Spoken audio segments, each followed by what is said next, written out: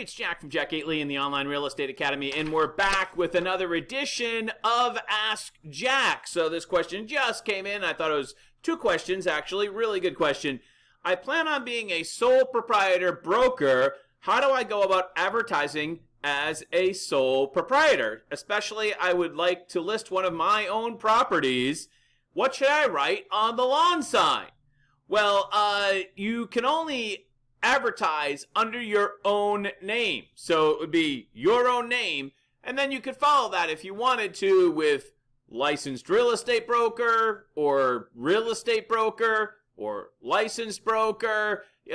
Any type of language like that would be fine. You don't necessarily have to use the phrase sole proprietor. I think I would go with something just as simple as your name, real estate broker. I think that would be, keep it short and sweet. I think that would be fine.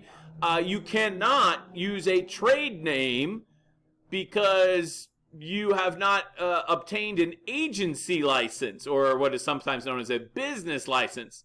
And therefore, consequently, you can only advertise under the name that you hold the license, which is your own personal name. Okay.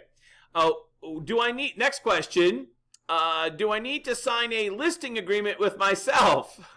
So you're going to be a sole proprietor broker and you're going to be selling one of your own properties. Do you need a listing agreement? And I think the answer is going to be, it's yes. I'm going to say yes on this one. You should have a listing agreement with every property that you list, even I guess if it's your own, even though this kind of sounds a little silly, but use it as practice, I guess. Hopefully you'll be writing many more listing agreements with other clients, and you should know how to fill them out. So yeah, just do it up anyways. What could it hurt, right? What could it hurt? And yeah, that's a good question. I don't know if I've ever been asked that question before. As a sole proprietor broker, I'm selling my own house. Do I need a listing agreement? Just write it up for any reason, practice. But I've got a question. What are you going to do with the deposit that you take on the property if you're selling your own property as a sole proprietor broker, or even as a broker of record at an agency? So I think the absolute safest path in this particular case would be to get a third party to act as the escrow agent.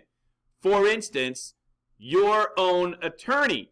Attorneys can hold deposits, right, in their IOLTA account.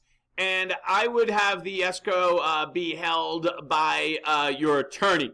That's, I think, by far the best, cleanest, so there's no question that you're not holding it or anything. Nothing can be pointed at you. If there's a question about the escrow, you talk to the attorney, and of course, they're going to handle it the proper way. Remember, whether you're a sole proprietor or a broker of record at an agency, you probably want to have 2 bank accounts. One is the operating account of the business, or in your case, sole proprietorship.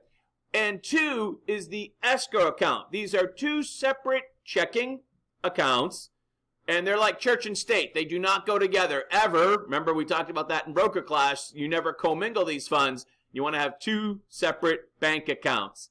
But if it's your own transaction, I think from a liability point of view, and of course, as a broker, your name of the game is how do I mitigate my liability, right?